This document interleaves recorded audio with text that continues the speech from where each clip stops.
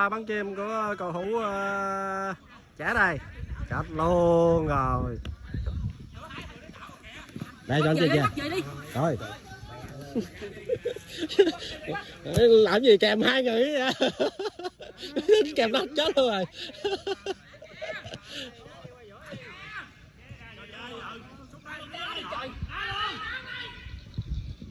Trời ơi, cái gì mà anh Dũng anh không chịu chàng.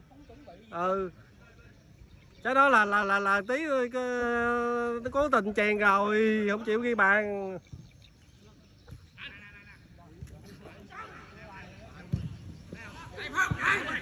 Ôi.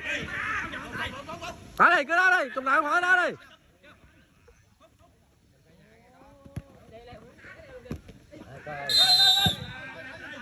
Từ từ vô, từ từ vô.